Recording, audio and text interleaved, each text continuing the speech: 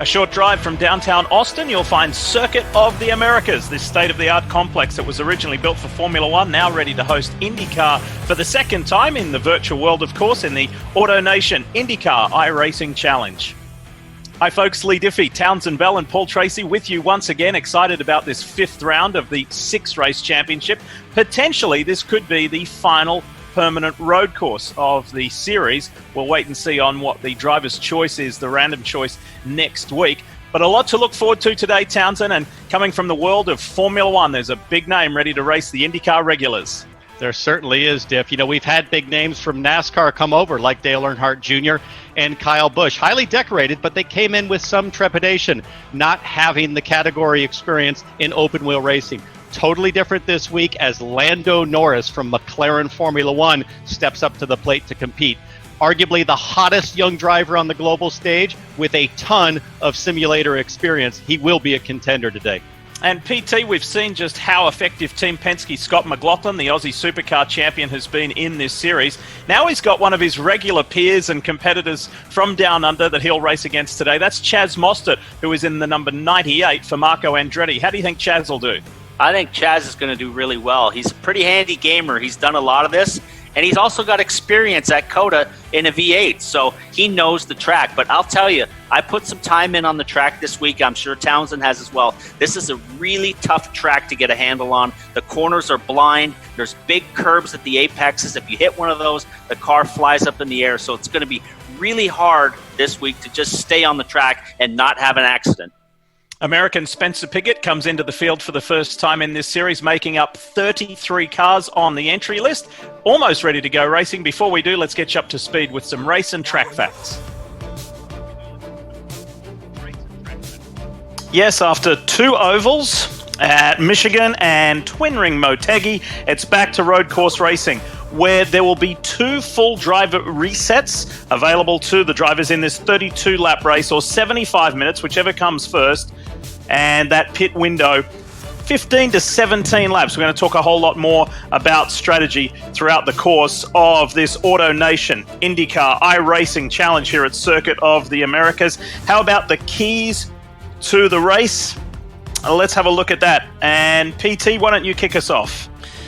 Well, this track is really tough to get a hold of, and there's big curbs at the apexes of the first section of the track through 1, 2, 3, 4, 5, and the last section of the track. And if you hit one of those curbs at the apex, it really throws the car up in the air or will snap you around into a spin. Townsend? Well, for me, Diff, it's all about pure speed here at COTA. This is one of the longest tracks on the INDYCAR schedule, and that means that there's no place to hide. It's not like a high-speed oval where you can suck your way up into a draft and sort of catch up to the leaders. This is all about lap time. Fastest driver will win today as long as they don't make any mistakes in pit lane. And you mentioned it's all about lap time, and from the drivers I've spoken to just throughout the course of the last couple of days, they were all hoping that they were going to qualify well, and we will show you what those qualifying results were in just a moment, because one of the newcomers to this series has qualified very well. With more, let's check in with Marty Snyder. Hey, Marty. Yeah, that newcomer you guys talking about, Lando Norris. He will start on the pole today. He is so fast. That's what all the IndyCar drivers are talking about. And we're going to get to ride along with a couple of new faces here in iRacing. New faces to iRacing in-car cameras, we should say. Simon Pagenaud among those. Simon, the winner of the last two races. In fact, he joked a moment ago after practice. He said, I may have practiced too much this week. His fastest lap was earlier this week on Monday. And I talked to a strategist, Ben Bretzman, earlier today. He said, I think there's going to be far more strategy involved in this race today than a lot of people think. You guys mentioned the competition caution up at lap 12. That will certainly be a big factor. And you can't come to Circuit of the Americas without talking about this young man, Colton Herta. He certainly had the shot around the racing world with the win that everyone heard about last year, the youngest IndyCar winner ever at 18 years old. When he won at COTA, he's ripe old age of 20 now. Colton said, hey, I've struggled at the iRacing thing so far this year, Lee, because my rig wasn't quite ready. I had to get some parts in. It was difficult because of the COVID-19 situation to get all the parts I wanted in. But he said, finally this week, I think my rig is where I need it to be. but he's going to have his work cut out for him today, Diff, because he starts 26th, very back of the field for Colton Herta. And he's just checking in with a few last-minute messages before we go racing. He's had just one top 10 from the 4 races so far. All right, we're getting closer to race start, and it's time now to hear from Pastor Jared Carter from the Austin Ridge Bible Church Southwest for today's invocation. Let us pray. God, we thank you for the fact that you are in control even in times of uncertainty like these. And we ask that you would protect and watch over our first responders as well as those who are serving on the front lines in our communities. We pray for the safety and wellness of our families, the paddock community, as well as race fans all over the world. And last but not least, we thank you for the hope that we have in the name of Jesus. Amen.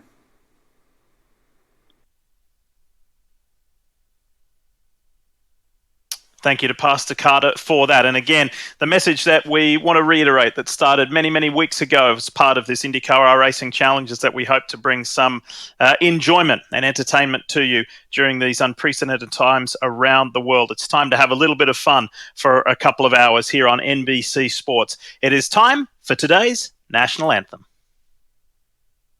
Hi, I'm Corey Morrow, and this is my wife, Sherry Morrow, and we are honored to be singing the National Anthem for you today. She's going to sign the anthem, and we're going to try to sing it. Oh, say, can you see by the dawn's early light what so proudly we hailed at the twilight's last gleam? Whose broad stripes and bright stars through the perilous fight o'er the ramparts we watched were so gallantly streaming, and the rockets' red glare, the bombs bursting in air, made proof through the night.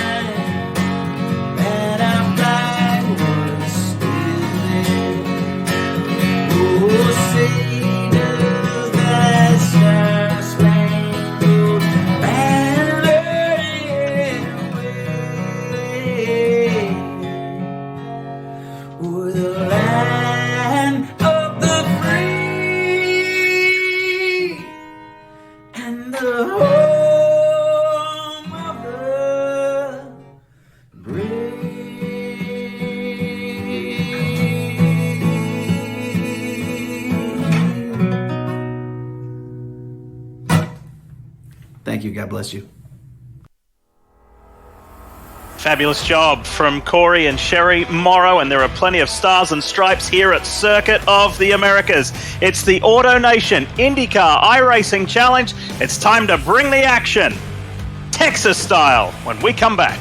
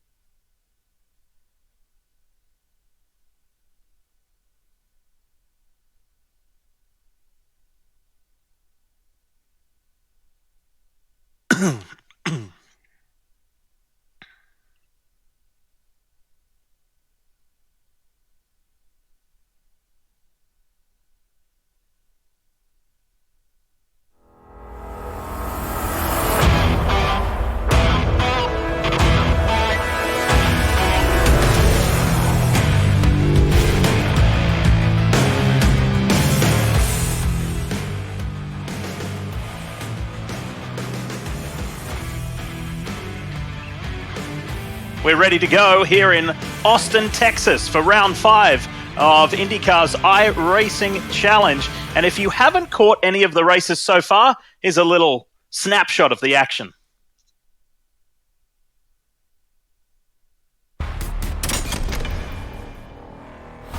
Drivers, start your engines. Drivers, start your engines. But it's Robbie Wickens on the pole position. He was thrilled after qualifying. Time to bring the action back at Twin Ring Motegi in Japan. Crash coming to green. And about 4 or 5 cars involved in that. Things are going to go sideways real quick. Hits the curb. It's going to have to be over the curbs. Dale Earnhardt Jr., who has raced at Michigan International in Cup some 36 times. And look at that. Look of focus. Well, this is a trans-Tasman battle. Scott McLaughlin, the Kiwi, will power the Aussie. Here it is, checkered flag, Scott McLaughlin. Oliver Askew trying to unlap himself on fresh tires. It takes him out. Pagano is going to take the lead here. They touch! This guy has been training 3 and 4 hours a day for when racing resumes for real. Well, he gets his first victory of 2020 in the Chevrolet 275. Yes! That's how we do it, boys and girls. Driven on strategy.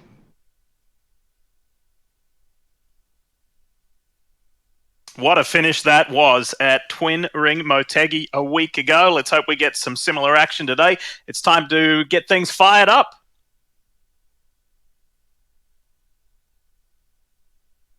Hello, INDYCAR racing fans. Welcome to Austin, Texas. I'm Jack Ingram. Gentlemen, start your engines.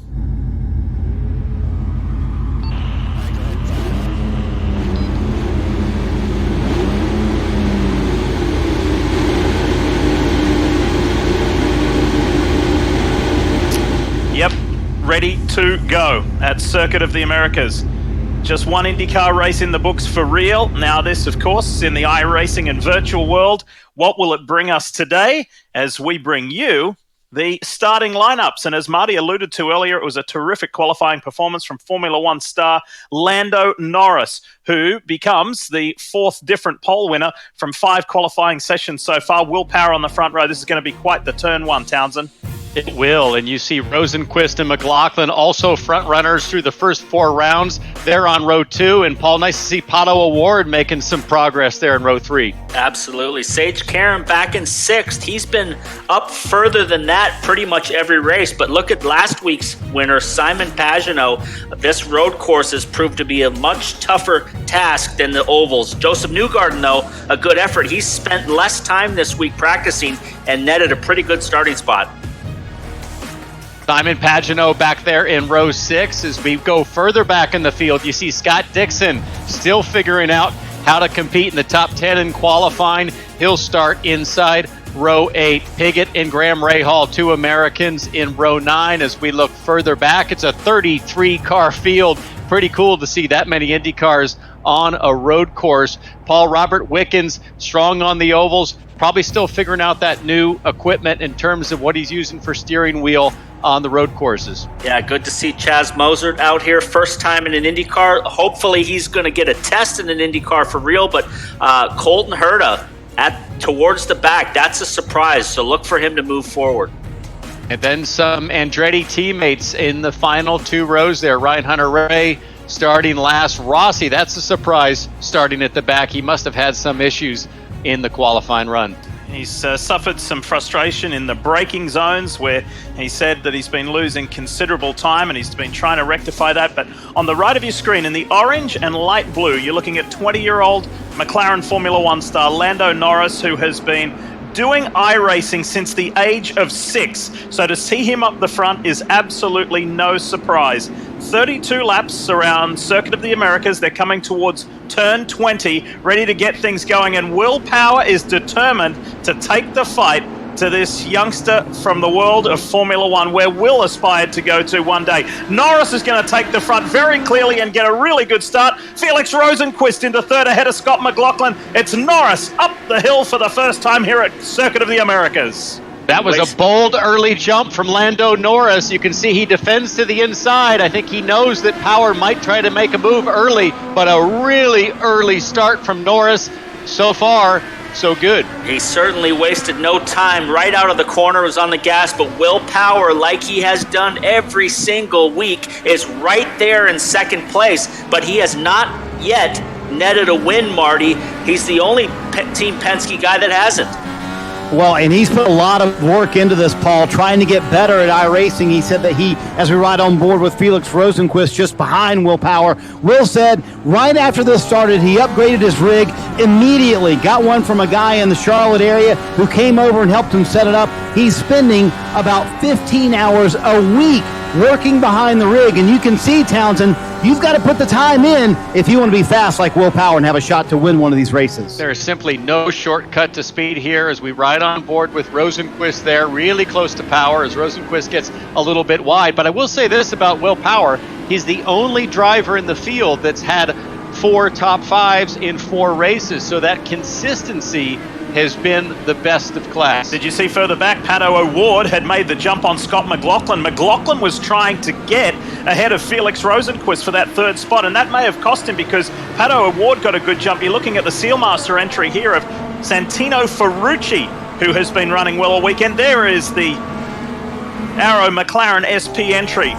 The young Mexican on board. Paul, he needs a good result this weekend. Absolutely. And going back to time on the rig, you know, there's two ways of doing this. Obviously, Lando Norris has been doing this since he was a child, Townsend. He started when he was 6 years old. This is really just second nature to him. But when you're a guy like Will Power or Tony Kanaan and you're approaching your 40s and you're not a gamer and never were a gamer, this is hard work to get up to speed on one of these things. Oh, absolutely. Just sheer hours. There's no, like I said, no shortcut to pulling it off. But guys are starting to figure it out. It's fun to see some of the veterans like Kanaan or Dixon that start to put in more time, and they're slowly catching up. But big lead in terms of experience out front right now. Be interesting to see if Lando, he's had the pace so far of this race in terms of lap time. Can Will Power hang on to the back of him, Marty, and see what happens on the pit stops? But he was 3/10 quicker than Will Power in qualifying. I think that's going to be the key for everybody. Who can keep up with Lando Norris? And one guy that we did think would keep up with Lando Norris was Sage Karam, but on the green flag, now he's in the very back of the pack. In fact, he is sitting back, I believe, in the last spot. Sage Karam, the car died on him. He said he didn't know what happened. He had to come to pit road, reset it. So Sage Karam, one of the contenders we thought that would be up front today, now in the very back of the pack. And while we see a really positive run here is Sage Karam for the Arrow McLaren SP teammates. One of the team drivers, Oliver Askew, spun right there in turn 1 on lap 1. So he's playing catch up. That's a real shame for him. He's obviously about half the track behind. We're going to have a competition yellow that comes up here after lap 10, in between lap 10 and 15. So he will have an opportunity to catch up. Well, we've had drama already. We're going to look at a replay here from the start. I believe it involves Robert Wickens and Oliver Askew. Let's take a closer look. Askew on the inside. Kyle Kaiser is in there as well. Oh, spins it going in. That's Askew with the spin backwards. Everybody checks up, and I think Zach Veach got into the back of Robert Wickens in the Lucas Oil car and spun him around. So Askew was very much part of the conversation on the closing laps last weekend as he was a lap down, caught up in the battle for the lead, and this week it happens at the start of the race. So challenges continue there for the Arrow Schmidt-Peterson driver. Look at this, you've got Felix Rosenquist in third, Pato O'Ward, Scott McLaughlin, and then Alex Palou. Paul the Spaniard in the grey and pink car there for Dale Coyne Racing with Team Go. He's been a tremendous driver so far in this series. He hopes to make Austin, Texas his home when he moves from Spain here, but he's been doing a great job early on, and this is the first track that he comes to where he's actually driven an IndyCar for real. Yeah, he had a great spring training test before the season got started. Really impressed everybody with his pace, and now he's taken advantage of this iRacing. He's been a front runner pretty much through all of these iRaces, and he's having another good run today. You know, Palou really reminds me of a guy like Scott McLaughlin, who has been racing. Both of them have been racing internationally. McLaughlin in the V8 Supercar Series, Palou over in Japan in Formula Cars, and they both were so talented in their respective series as we ride on board with Pelot, that their owners, respectively, Roger Penske and the Team Go program, have invested massively to bring these guys over with zero IndyCar experience and give them an opportunity to race Indy cars. And it's really neat to see that their talents are being demonstrated here because so much has been invested in giving them a shot. You can really see the elevation change as you go through these S's. If you look at the apex, it's those yellow curves right there at the apex. If you hit one of those, the car really bounces up in the air. So all these corners, Townsend, are kind of blind. You've raced here. You know what it's like. This is a really tough section, 1 to turn 8.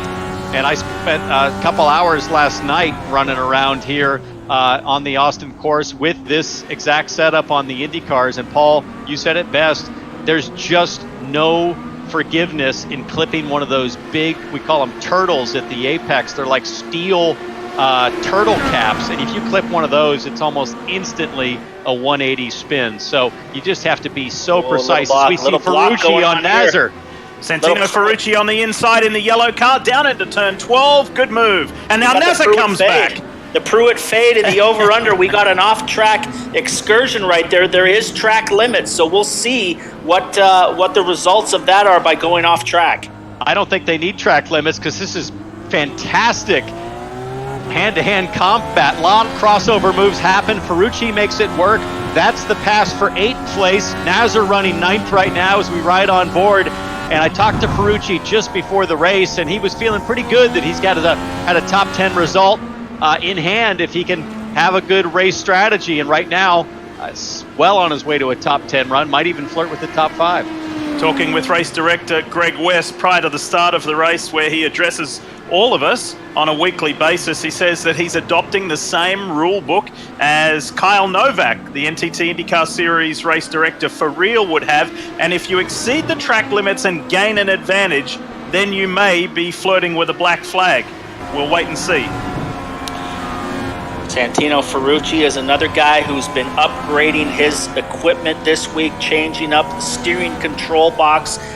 There's a lot of variations of equipment out there from Connor Daly, who has very basic equipment where you can get a direct drive steering wheel, high performance pedals, and then you can go into these machines that have full motion, Townsend. You can start out very basic and the sky's the limit. Yeah, no doubt. Ferrucci opted with the gloves. Looks very calm, cool, collected, reflecting a guy that has a lot of experience doing this. And I don't think there should be any penalty for that move. Two guys running side by side. There were some great crossovers. We're going to go back and see if we can find a replay of Nazar. Now Nazar has more issues further back. Scott Dixon and Ericsson, Marcus Ericsson got by him. His old Formula One teammate. And Ericsson's been running well in all of the practice races so far. There is Nazar. He's lost 3 positions over the last 2 laps. You can see the brakes glowing in the front wheels of that car as he was in that decreasing radius corner. So very realistic graphics with iRacing. He's tucked in behind Simon Pagenaud, the winner of the last 2 races. And let's go back to a replay and see what happened. What do you think between Santino Ferrucci and Felipe Nazar? Well, you got the Pruitt fade. The straightaway there, Paul. I think that was all legit. Ferrucci goes inside. Nazar does the cross up here.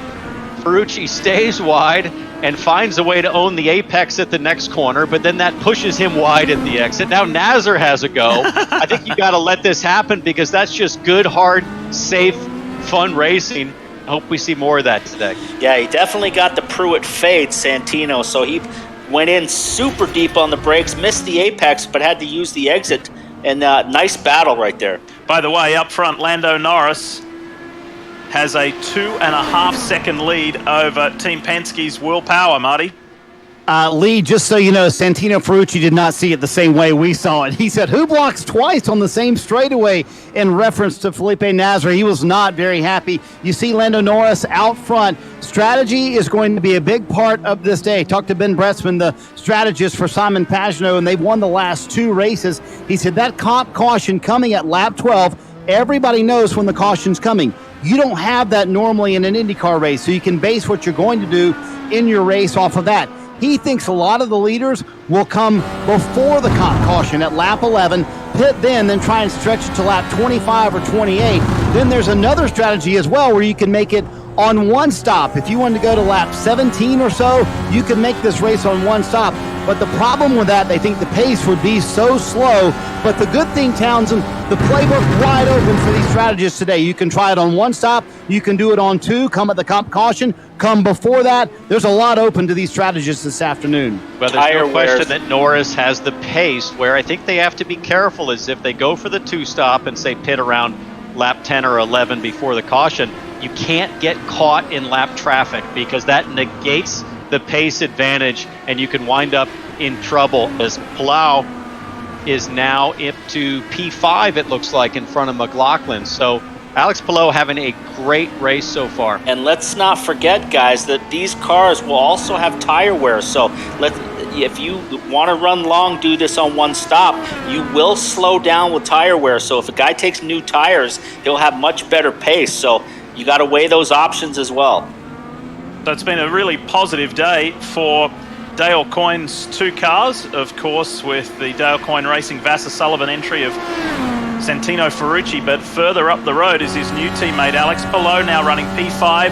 A shout out to the first responders, a thanks to the first responders during this COVID-19 pandemic on the side of Alex Palou's car, which is a heartwarming and much appreciated message. Riding with Scott McLaughlin, he said to me today on the telephone, he called from his home in Brisbane, he said, Diff, you can quote me on this when talking about Lando Norris. He said, we all agree, all the drivers, he is an alien when it comes to iRacing. He is robotic. We're not sure we have anything for him. He is unbelievable. But he is a rookie in the IndyCar world, Paul, and I wonder what would happen, what will happen if Lando Norris comes up to lap, you know, an 8, 10, 12-year veteran like a Kanan, a Ryan Hunter-Ray, and they're fighting to stay on the lead lap. All of a sudden, that pace could drop dramatically if they try to exercise a little bit of veterans' respect out there. Yeah, well, they're definitely going to want to stay on the lead lap before that competition caution, so you don't want to get caught a lap down when that happens. But watching Alex right there in front of Scott McLaughlin, having a couple little small lockups into the corners, and that can affect the tires as well.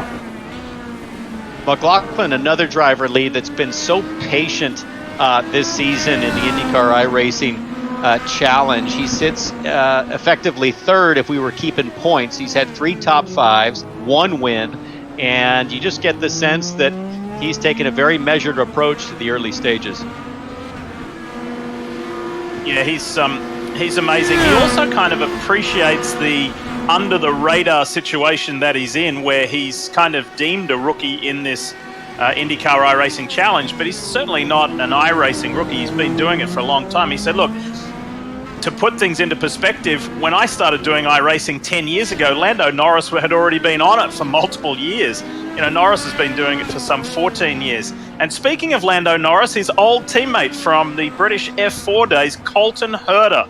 Remember Colton's record here, becoming the youngest ever to win in NTT IndyCar Series history. And let's have a look back in the rearview mirror to a year ago here in Austin, Texas, and remember these scenes. It was incredible. Will Power led the first 40 laps of the race, had a glitch in the pits with some transmission issues, and this young man inherited the lead of the race, but was certainly by no way gifted the win. He drove away from more fancied rivals in his maiden year in IndyCar competition for that win. Fellows, PT and Townsend and Marty, that we will never forget.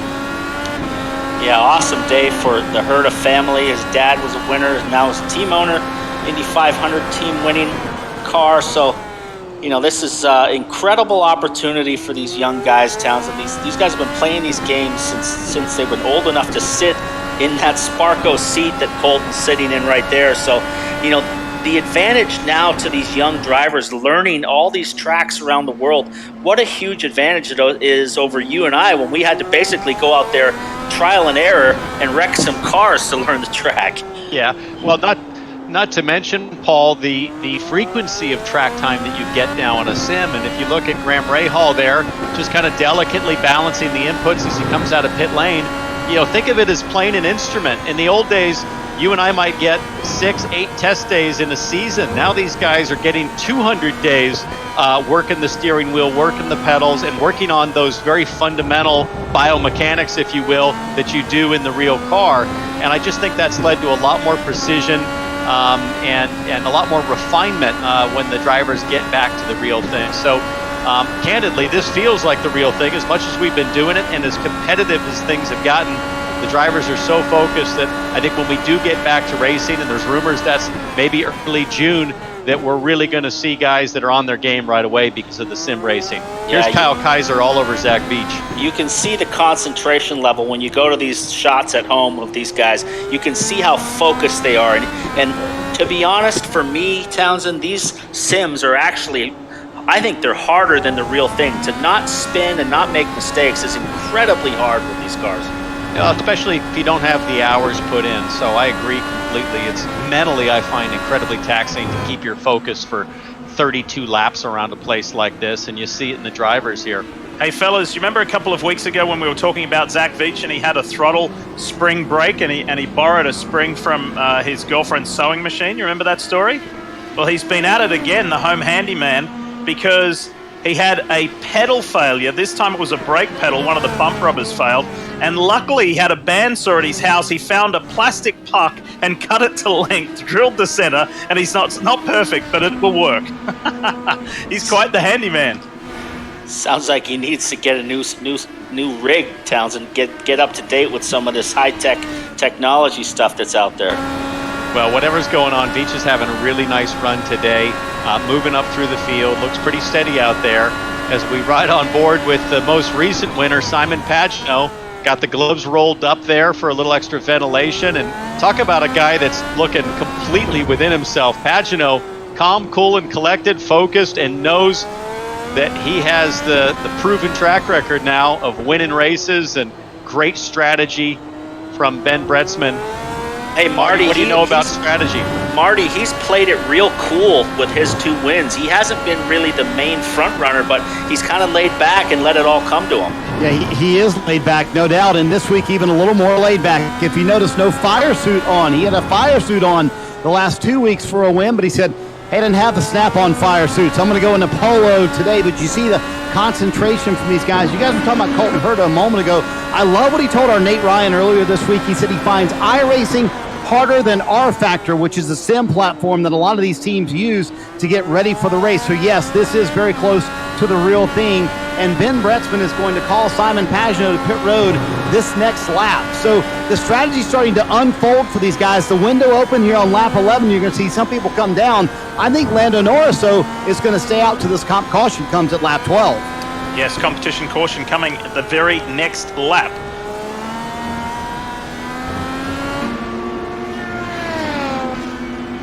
Takes it to a whole new level when you're able to watch the drivers focus and watch their eyes. Some guys are making their stops, Marty. There's some guys going for strategy right now.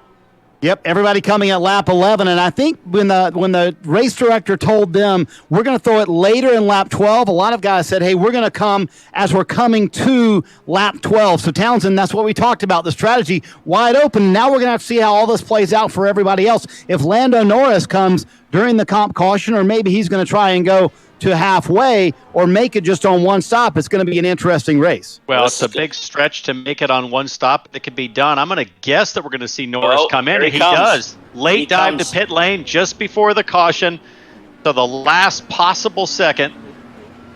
I don't think he could afford to go back into the middle of the pack. If you didn't take this opportunity to pit and then pack up and then pit a little bit later on, you're going to fall into the middle of the pack, and I believe that would put you in the danger zone for getting in a crash with somebody. Marcus Ericsson, the Husky Chocolate, Honda for Chip Ganassi Racing. He's been running in the top 5 throughout practice races. He's a little further back here towards the tail end of the top 10. There's Slick Willie P right there, front runner. He has stayed out so far, so we'll see what happens if he elects to go further.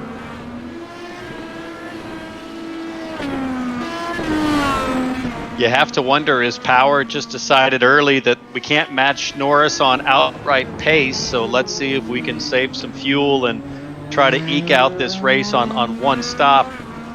Hey, Townsend. Rosenquist, another driver that stays out. Yeah, Marty. I think that's what that Will Power is doing. That they have broken the strategy. They say, we can't get to Lando Norris, so we're going to come and stay out on track while Lando Norris came to pit road. I had a lot of people asking me before the race, who's calling strategy for Lando Norris? Lee, it's Andrew Jarvis, his former F1 engineer who now is over in the States.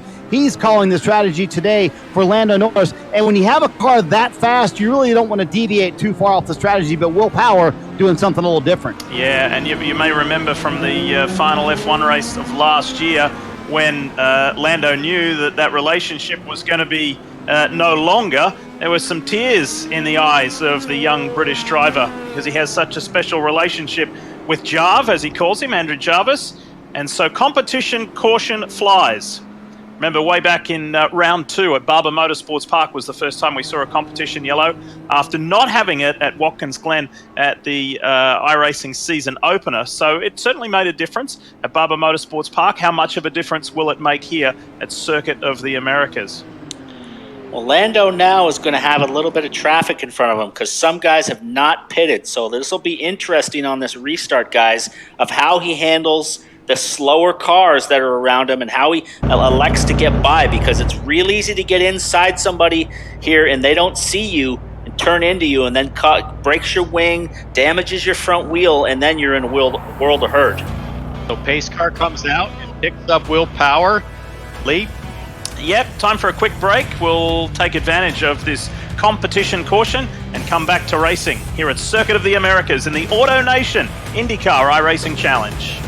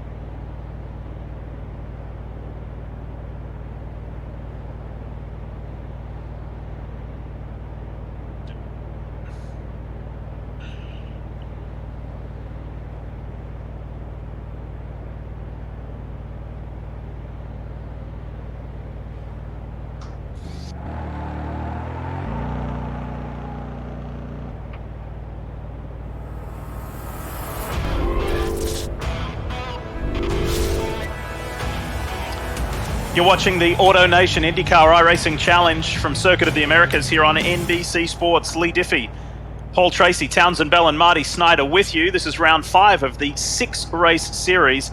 And we want to thank AutoNation, America's largest automotive retailer, for supporting this event. And you may be familiar with their Drive Pink campaign. Here are some of the drivers to tell you more about it.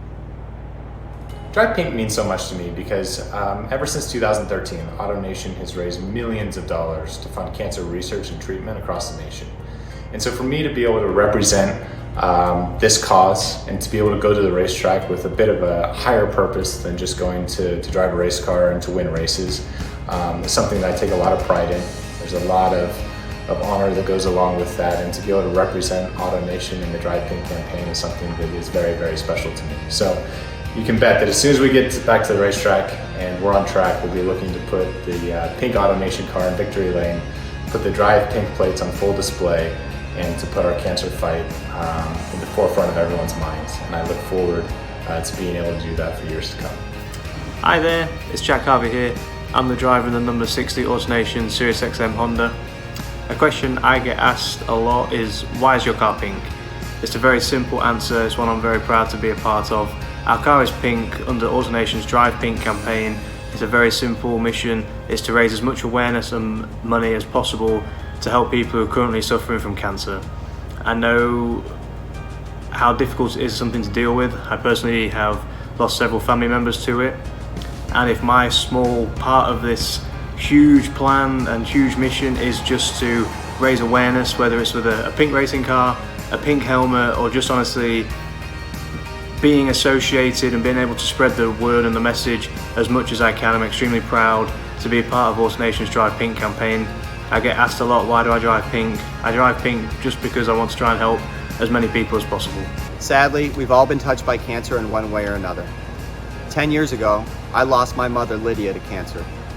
Ever since then, I've been determined to do whatever I can, however I can, to help in the fight against cancer. That's why I'm so proud to be a partner of AutoNation and their Drive Pink initiative to help end this fight against cancer. Through Drive Pink, AutoNation has raised a staggering $22 million, more than that.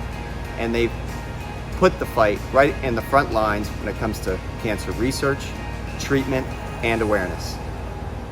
We've got a lot more to do, but we're in it together. Drive Pink.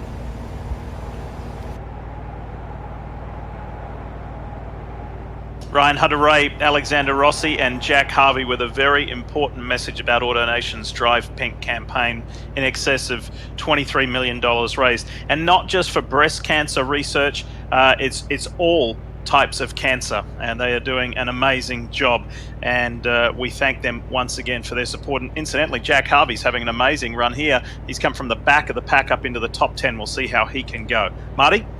Hey, real quickly, before we go green, you see the top 5 guys right there. They're the ones trying to make it on one stop. Now, the strategy here, make it last till about lap 17 or lap 18, then make their one stop. Then from Lando Norris back, except for Colton Herta, all of those guys are on the strategy of, hey, we stopped already. We want to make it to lap 27, 28 in that range. We'll come in, maybe not take tires, maybe fuel only in this 32-lap race. That will get them to the end. So a battle of strategies shaping up here, Lee. Yeah, so is being in that traffic going to impact Lando Norris? We will have to wait and see. Now, speaking of winning, that's something that Simon Pagenaud has done the past 2 races at the 2 ovals at Michigan and at Motegi.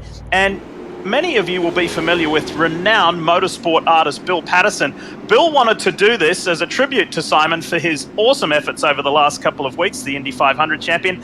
And Bill did this on his computer using the Painter app. And Bill lives just about 90 minutes south of the racetrack at Circuit of the Americas in Texas himself. He does amazing work. We've often seen him do the art for real live fellas at the racetrack, but this was one that he did on his computer just to say, well done to Simon Pagenaud for 2 great races. Pretty cool, huh? Got a couple of Patterson's pieces here at home, and it's neat to see he's going sim world because he does those live usually in front of big audiences at things like dinners and such, and 2 or 3 hours. Paul, you probably have a few of those at your house too. Absolutely, and it's a whole new world for all of us out here that are having to stay home. You got to get creative and come up with new ways of training and working out and driving, and obviously now painting. Great work, thanks, Bill. And he just wanted to do that for the broadcast and as a sign just to say, well done, Simon. All right, how's this going to work out strategically? We've got an interesting story unfolding here. Will Power, who, by the way, said to me today, who thought it was a good idea to invite this F1 kid over who's been showing us how quick he can go. He said, I'm determined to beat this guy today. He said, usually I don't sleep too well on race night because of the obvious. You know, you're worried about how you're going to go. Are you going to hit the wall? Are you going to get hurt that day? He said, in this iRacing series, I haven't been sleeping that well simply because it's race day and I just get so wound up about the competition. It's time to go back to racing here at Circuit of the Americas. Let's go. Will Power leads Felix Rosenquist and Rinus VeeKay, Santino Ferrucci and Scott Dixon. The top 5 all on the same strategy before you get to Lando Norris, the first of the front runners to pit. Power defense to the inside there, but Lando Norris in the orange and blue makes a move on the other orange and blue car. That's Scott Dixon. So to me, a really important move for Norris to get around Dixon, try to hang on to the back of this lead pack and get back to the record-setting pace that he's been showing today. Fresh tires for this car, but the tire temperatures for everybody being behind the pace car has dropped. So you can see right here through the S's, watch Lando Norris just claw up on the back of Santino Ferrucci. Let's ride with him. Exiting turn 11. 0.6 of a mile to back straight. See if he makes the big dive, and Santino, will he try to block? Pulling up on the draft, coming up to the brake zone. They'll break it about the 2 marker. He looks, and down the inside on those fresh tires, Townsend. And you saw the green LEDs flashing on Norris's wheel, indicating that he was on push to pass to make that move. And this is a real careful balance for Norris, knowing that the leaders are about to pit in the next lap or so. He really wants to get up and have the clean air and put back down those flying quick laps. But he also needs to be careful and really tiptoe his way, make high percentage decisions. Can't afford any contact or any damage as fast as he's been. Yeah, he's almost inclined to just sit and wait this out, because as he moves forward, whoa, he's got a spin. So that's really going to hurt him. He's gone around, exiting turn 20, right on the front straight before the finish line. That wasn't in the plan. That is not what he needed. So that could give the opportunity for Will Power to do his pit stop and get back out in front of him. Will Power right now, Townsend, has got to lay down some qualifying laps. Oh, and Norris has to be careful because he's caught up as Graham Rahal goes backwards. Now Norris is trapped. He's behind Kyle Kaiser and Dalton Kellett and getting really aggressive. Gets through there. He came on the radio, said, sorry, that was my bad. And Andrew Jarvis immediately said, hey, stay focused. I know it's an iRace, but stay focused here. You clearly have the fastest car. But he said, totally my fault. Now working on the Juncos Racing entry of Kyle Kaiser. Gets up the inside. Not a problem. He's got a little bit of open track now. He's got to get his wits about him here. Big battle of cars, 3-4 wide, but now he's got a nice open gap. He's got to settle in now and put down some good laps, because this is a golden opportunity for Will Power to come back out in front of him on fresh tires. Let's have a look. Let's have a look at the replay of what happened to Lando Norris. Coming up to turn 20. Incredibly slippery last corner, Townsend. He came out, got on the power, and it stepped out, was on that AstroTurf grass, and it looped it. Yeah, it stepped out first, and he caught it, and then you could tell he was a little frustrated and then tried to get after the power a second time, and then it came all the way around on Norris. Now, remember, a lot of the cars in front of him are really close to pitting, so it should give him an opportunity to cycle either to the front or close to the front and start getting back into that really fast pace as Colton Herta comes to pit lane. So fellas, keep this in mind. At the halfway point of this race, Lando Norris was about just under 15 seconds behind race leader Will Power.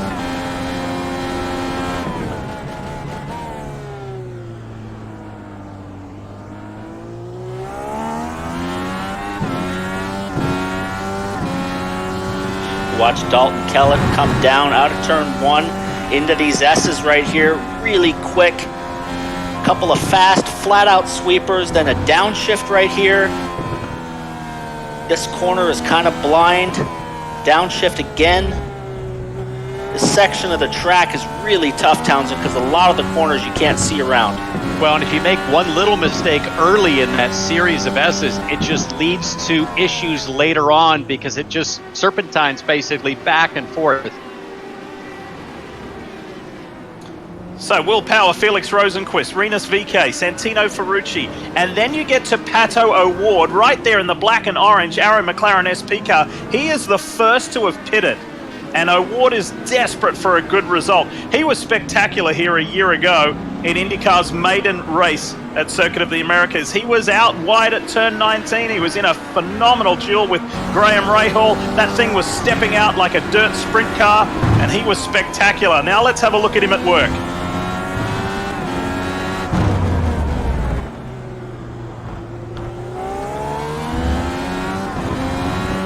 Will Power coming to the pits. Santino Notice, Paul, Ferrucci how many of these guys are wearing glasses too. It's one of the things I've started to notice. Pagano, O'Ward, I know Scott Dixon. A lot of these guys opting for glasses as we see a move there. O'Ward inside Ferrucci.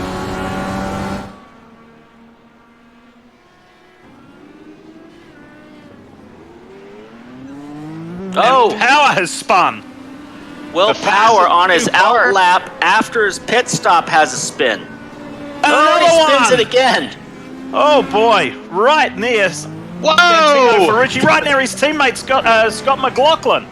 So close to taking out a couple other cars. The outlap on this track can be vicious with the pressures down and the temperature down. And for Will Power and Lando Norris, in the span of a couple of laps, the two fastest cars with all kinds of issues. This is playing beautifully to Pato O'Ward's side of the story. Yeah, he's having a nice run. He's put in a lot of time this week, and also Santino Ferrucci's right there with him. So the two youngsters up front right now leading the field. You're looking at the Marty, what are future you faces hearing? of IndyCar right here. Marty, any word out of Team Penske and any communication with Power that you've heard? Well, the interesting thing about Team Penske and Will Power is that almost everybody broadcasts their stream on Twitch. Strategist, driver, everybody. Will Power doesn't. So you can't listen into what he and Dave Faustino are talking about, but they had played the strategy perfectly. But with those two spins, I think he may have handed this to either Pato O'Ward or to Palou as well. So these guys, as you see Ferrucci coming to pit road, but yes, Will Power was in a great position, but now maybe not. So Pato O'Ward, the youngster, leads this race, the 20-year-old Mexican. And we're going to take you back and show you what happened with Will Power and how close it was between himself and his teammate from Penske, Scott McLaughlin. Cold tires, he's out of the pits, and this is that S's section, Townsend. It gets quicker and quicker, and then you start, oh, he touched the curb. Just like I said, you touch those curbs, and that car will just snap right around on you. Here's McLaughlin. Watch how close Power gets to taking out his teammate here as he re-enters the track. There you see Power, driver's left. Now he's back on the throttle, and McLaughlin just luckily can take the escape run wide and save both Team Penske cars from what would have been pretty much race-ending damage. Will Power now back with Colton Herta right on his tail now. Colton Herta going to have a look here. And big picture-wise, guys, remember I said let's remember halfway mark of the race. Lando Norris was almost 15 seconds behind the race leader. Norris is now only 6 seconds back and still very much in this as we approach lap 20. Here he is. Oh, big lockup going into that decreasing radius hairpin, so you can tell he's pushing, but he's got an ex-Formula One driver in front of him, Marcus Ericsson, who was definitely going to want to keep him behind. Ericsson finished in 10th place in his last Formula One Grand Prix here back in 2018 before the Swedish driver came to the NTT IndyCar Series. A lot of lap here for Norris. He's probably got 3 or 4 tenths on the field when the track is clean and apples to apples comparison. So I think he's just got to make high percentage decisions again as you see the move up the inside of Marcus Ericsson. Now Lando Norris moves up into 4th position, and now he'll chase Scott McLaughlin down. Maybe he just threw that spin out for added sporting effect because he's a little bored with how much he's covered the field here. Build a little bit of drama. He did win one of the practice races by about 9 seconds, so we'll see how it shakes out in the end. Scott McLaughlin's going to put up a fight because he's pretty handy on these iRacing, and he does a lot of it. He's every single day in races and other forms of racing, whether it's off-road, rally cars, IndyCar, sports cars. He's on it with everything, so he's going to definitely put up a fight. Well, he won. He won at Bathurst during the week. It was a pretty eventful finish with Brody Kostecki on the last corner.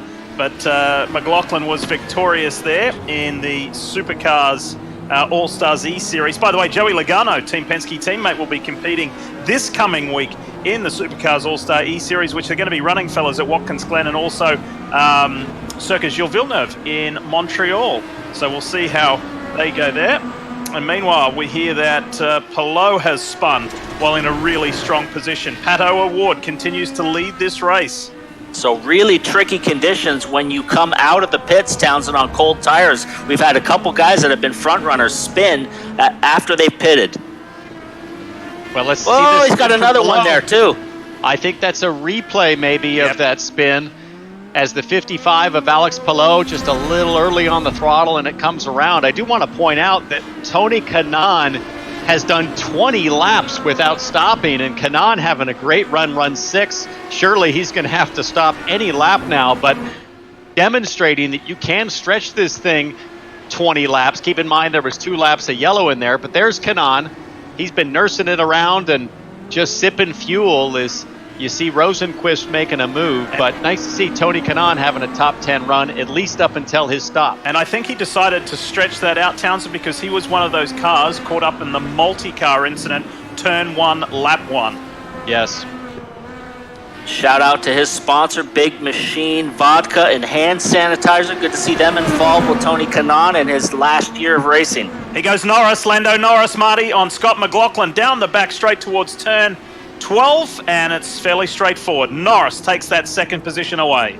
And a moment ago, TJ Majors, the spotter for Scott McLaughlin, said, I want you to race Lando Norris here if you can. This is the battle for second, and these guys very close to pit stops. That window opens up at lap 23 to lap 28 is really that range, but if you can stretch it, Townsend, to the back end of that window, lap 28 or so, that means you could come in and do fuel only, but Scott McLaughlin talking about coming on the front end of that window. That's what they did at Barbara a few weeks ago. Took on tires at the end of that race.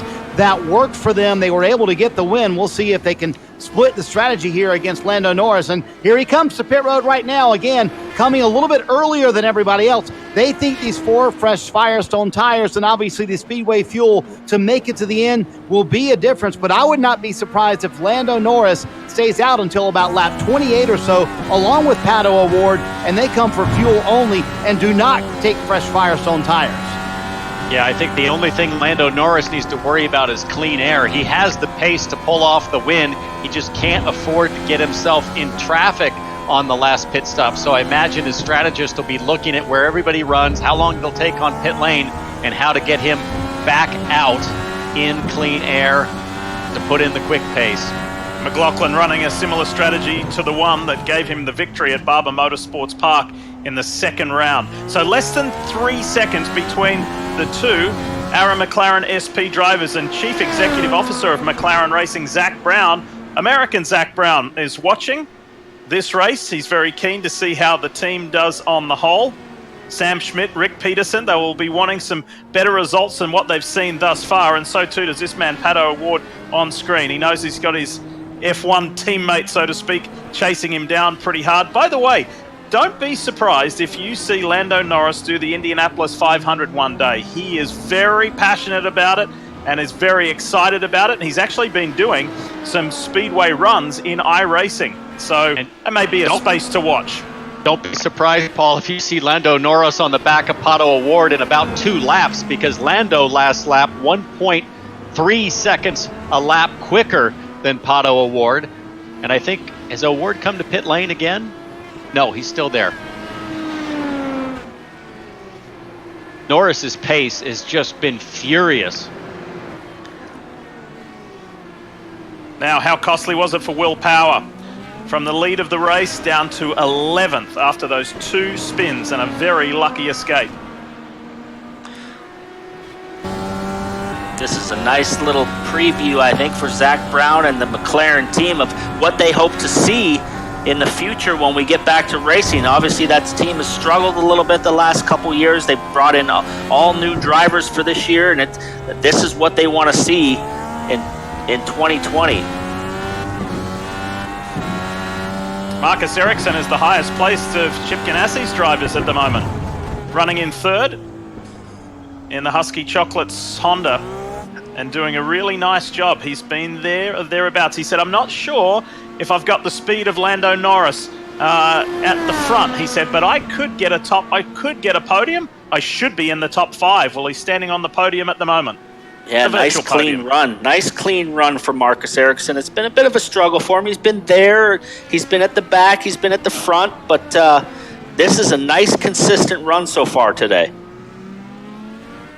I think most impressive is that Ericsson, not one of the drivers that you would put in the category of lifelong sim racers. He posted a video about building his equipment just, 4 or 5 weeks ago with Rosenqvist, his fellow Swede, helping him put it together. So when you think about sort of a latecomer to the game here, Ericsson has really showed tremendous progress in a short period of time as McLaughlin and Rinus VK battle it out here.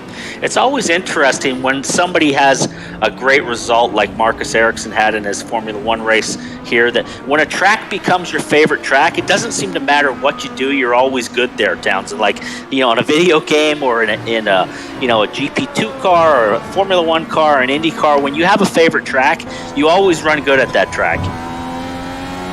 Yeah, that's for sure. There's just a comfort level and the familiarity, especially with some of these line corners at COTA. It's like right through this section. Watch this decreasing radius right-hander, and it's really hard to pick up that apex until the last second as you come up over the crest. Lando Norris now right there on the back of Pato O'Ward. This should get really interesting. Oh, big lockup. McLaren teammates. Big lockup by Pato O'Ward as he went into the hairpin. Now they're on the longest straightaway. We'll see if Lando picks up the push to pass. He doesn't do it on this lap. He's not quite close enough to utilize that, but he's closing the gap quickly to his teammate. The drivers are armed with 10 pushes to pass at 10 seconds each deployment. So, it's 2 Arrow McLaren SP Chevrolets at the front of this field.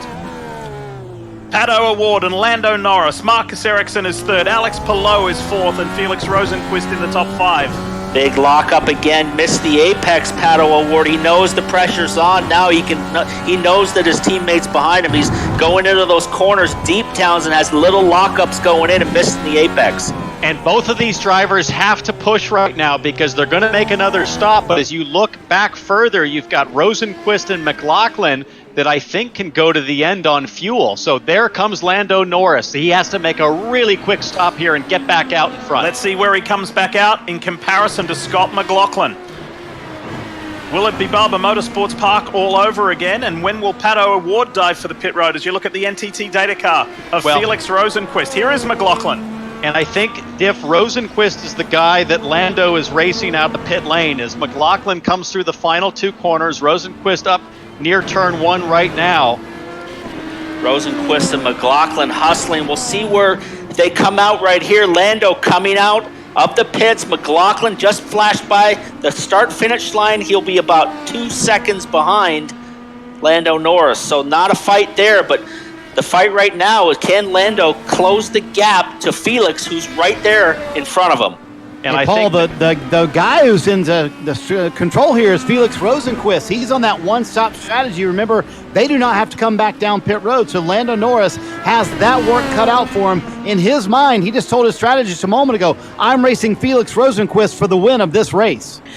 Felix just lapped Ryan Hunter-Reay, so he's got a little buffer. Ryan Hunter-Reay wide, but we'll see what happens here. If he's having to save fuel and Lando is on fire with the lap times, Townsend, that he was doing, he'll close that gap pretty quick. But I don't think Rosenqvist has to save that much fuel. What I don't know is if Lando took tires on that stop or fuel only. That'll factor in. We'll get the answer when they start to register their lap times over the next few laps. But speaking of lap times, Paul, this is what I talked about earlier.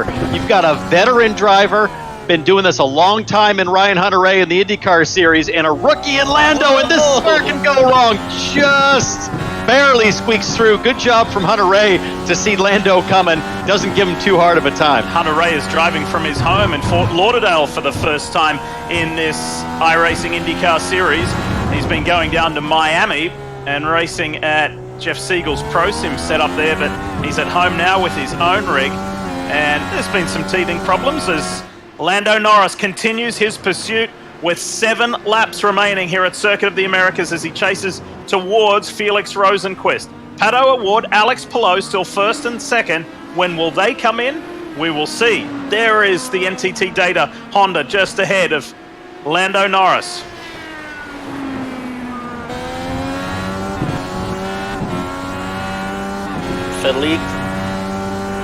This is first and second.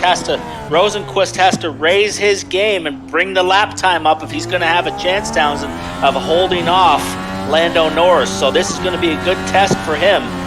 Riding on board with Alex Palou. He sits second behind Pato O'Ward, but both of those drivers we think will have to make a pit stop here in about the next 2 or 3 laps. There you see him. And Palou has closed up to the back, and this is Rosenqvist, and just out in the distance there, right around 3 seconds back, you see Lando Norris closing, now only about 2.5 seconds behind. Guys, someone we haven't spoken about who's done a really nice job again today in the Sonax Chevrolet for Ed Carpenter Racing is Rinus VK. He's running inside the top 10 in 7th place at the moment. But will it be a win for Lando Norris? He finished in the top 10 here in Formula One last year. In his debut drive, there is Rinus VK. Doing a little bit of a tire rub on the left side pod. Also, there's been some battle scars to get to this position, but as you said, Lee, a really solid job. That Chevy-powered ECR car, Sonax sponsored, and if he comes home, you know, where he sits right now, 6th, 7th, that's going to be a really satisfying result, I think, for that rookie driver. Sure is. The young guys in this iRacing have really been able to show their skill. These guys have grown up doing this. As we go back to Felix Rosenqvist, still maintaining that gap on Lando Norris, and we are closing down on 5 laps to go. And I think that's going to be the interesting battle, guys, is whether or not Felix Rosenqvist can hang on to this lead. And I think, Townsend, you're right. I don't think Felix Rosenqvist has to save that much fuel. We're being told that, indeed, they did take on tires on the car of Lando Norris, so he should be able to make up some lap time. But you got to realize, too, as the race goes on, iRacing grips up the track, so that advantage of tires may not be quite as big for Lando Norris. So we'll have to see. But O'Ward, I'm wondering if they're going to try and stretch this thing. If they come in with 4 to go or so, they could do fuel only, and you've got to wonder, is that a big enough lead to be able to keep the lead for Pato O'Ward? Well, Marty, that's a great point because Tony Kanaan did 22 laps before seeing pit road. So can this young man make it? O'Ward's lead is 24 seconds on Rosenqvist. There's Pato O'Ward coming into the pits, Marty. Yeah, but if he does fuel only here, exactly, yeah, that could be tight. So you only need 2 seconds of fuel, what I'm being told. 2 seconds of fuel. We'll see where he comes out in terms of relative to Felix Rosenqvist and if he can hang on to this lead. Low stays out. And inherits the lead of the race with 5 laps to go. 5 laps to go is still well over 10 miles of racing. This is a big track, 20 corners as now Felix Rosenqvist comes up the front straightaway. Where is Pato O'Ward? Look to the right. There he is. There he is. So Rosenqvist and Norris clear O'Ward. So now Palou leads, but we think he'll have to pit. So it's Rosenqvist and Norris as we talked about. And unfortunately for Rosenqvist, it doesn't appear there's a question that the gap is going to close because Norris continues to lap almost 0.8 of a second quicker that last lap. So it's going to be a battle in one more lap between these two. The longer Palou stays out, the less fuel, Marty, that he's going to have to take. So he will have a shorter stop, and will that shorter stop get him out right in front of these guys? And if he plays that fuel-only game, Paul, that plays into it even more. I'm told you have to come with 4 to go to be able to make it work. We'll see if he can pull it off. I am really surprised at the job that Felix Rosenqvist is doing, holding off Lando Norris, because Lando really had everybody covered in qualifying. But here we see under brakes, Lando starting to close that gap up. Well, he hasn't really had to hold off Norris yet. He's just been trying to put down the lap times, Paul, and keep a gap, and he hasn't been able to do that. That gap has totally disappeared now, and we'll find out if Rosenqvist can hold him off.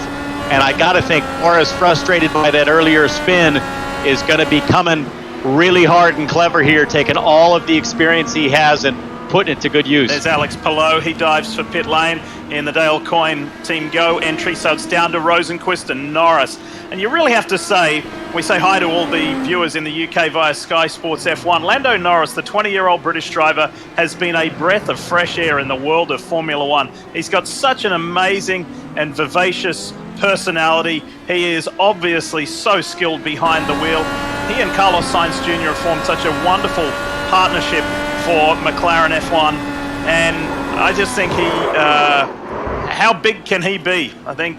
Whoa! Rosenqvist, the leader crashes and pushes Lando Norris a little wide. Norris will take the race lead back. How about that? We got some lapped cars just up in front of them too, so I think he was focused on those lapped cars that were just up the road and lost it right in front of Lando. Here comes Pato O'Ward. Pato O'Ward, I think that's him, has caught up to the back of Rosenqvist. So now the top three all within the same shot, and you can tell Rosenqvist under huge pressure to try to figure out how to find lap time, and he just tried too much, and now he might be falling to third. Here comes Pato O'Ward. Push to pass for Pato O'Ward. He's got the run on Felix Rosenqvist. We're looking at a McLaren 1-2 right now. An Arrow McLaren SP 1-2. Lando Norris, Pato O'Ward with 3 1/4 laps to go.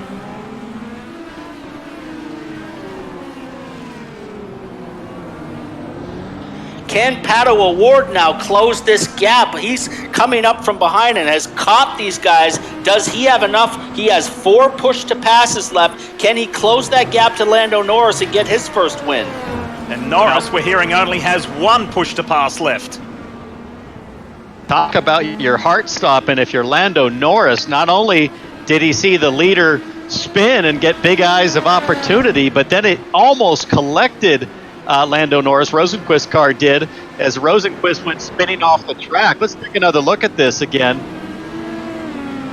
That was a wild spin from Rosenqvist.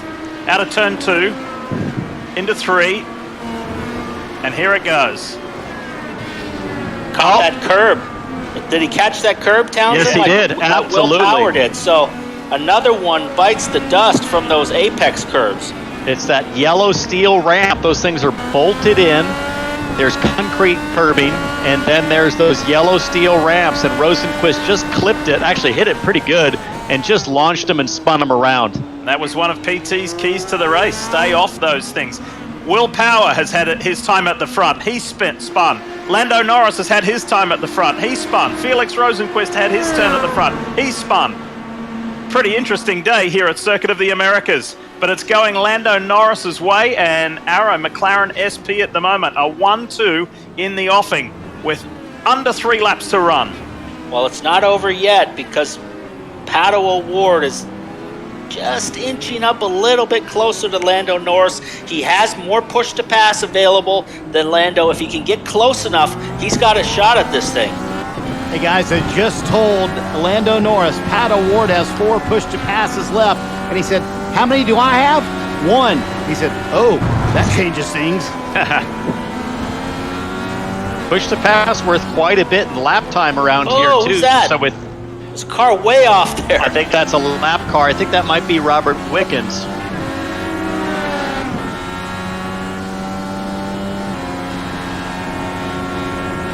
Final 2 laps.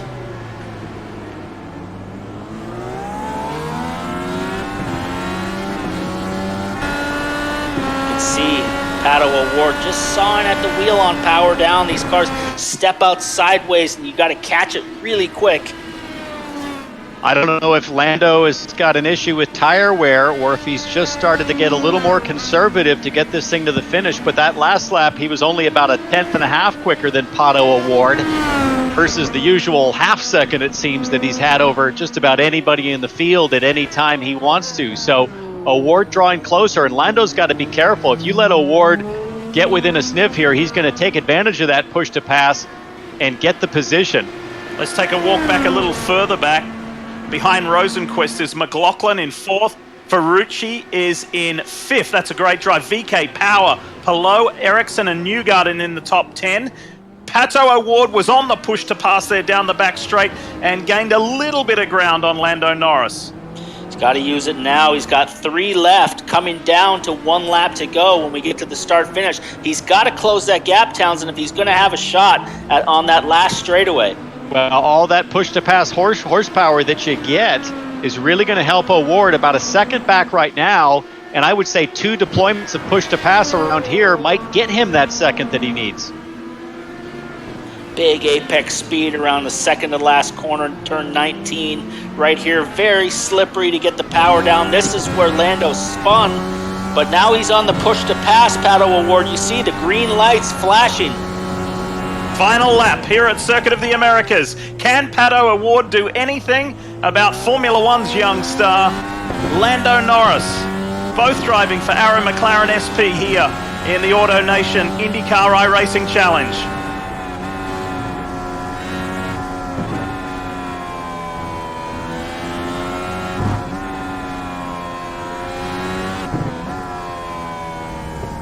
Oh, Pato gets a little wide there. That last apex, he's doing everything he can trying to figure out the pace. Look at the intensity now. Final lap for Pato Award. Those eyes are darting, the hands are working furiously. Will it be enough? He knows he's got this big, long back straight to go push to pass. We're looking out the back camera of Lando Norris as he's looking backwards to Pato Award. He's not close enough to utilize that push to pass, Townsend, and once we get into this last sector of corners, very difficult to find a way by.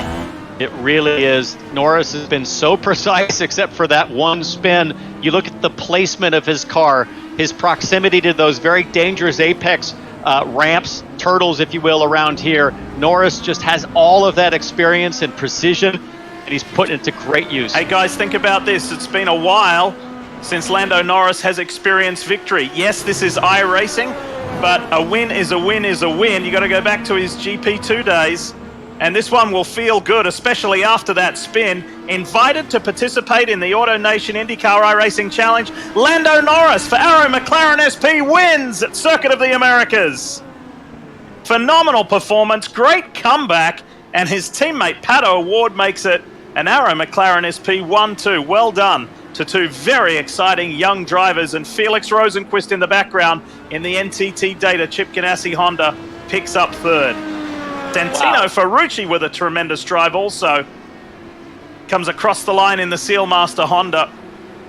He's in there in the top 5 behind Scott McLaughlin. And a good recovery for Will Power to come home 6th. Once again, just out of the top 5, but he has 4 top 5s and a 6 in this iRacing INDYCAR Challenge season. Very consistent from Power, and I'm sure he will be really mad at himself about the mistake earlier. What a race today. Some spins at the front, some action. Lando Norris spin to win.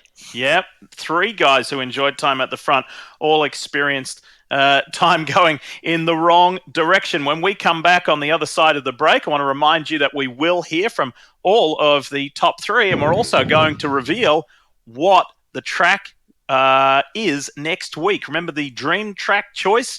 We're going to be able to tell you where the competitors, all 33 of them, will be racing next week as part of INDYCAR's iRacing Challenge. That Circuit of the Americas done, won by young British sensation Lando Norris for Arrow McLaren SP. You'll hear from him when we come back.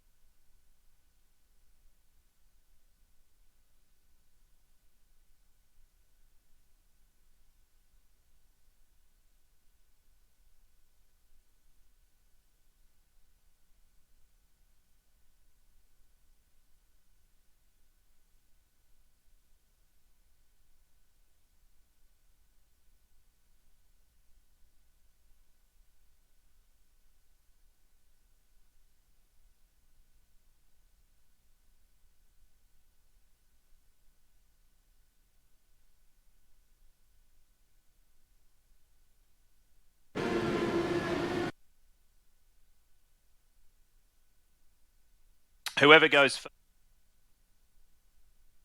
switch it around the next time. So Townsend, you go first this time. PT will go. Right. The AutoNation INDYCAR iRacing Challenge is complete from Circuit of the Americas in Austin, Texas, and you're looking at Arrow McLaren SP driver Lando Norris invited to run. Like there have been many big-name drivers. Jimmy Johnson, the 7-time NASCAR champ, Dale Earnhardt Jr., Kyle Busch.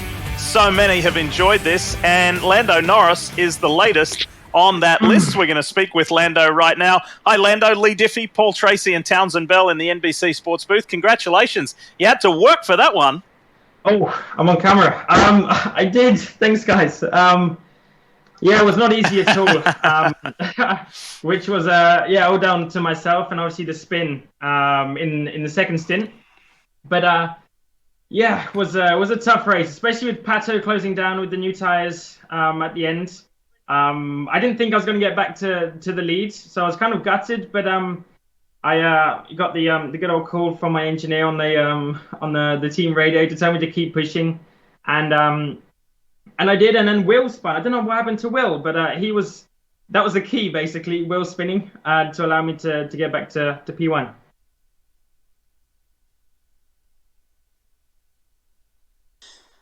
Hey, Lando, Paul Tracy. You've been at this a long time. You started gaming when you're about 6, 7 years old. So for all the young kids out there that are watching, tell us about your personal setup. We can see you're at your house. What do you use for steering wheel pedals? What's your equipment?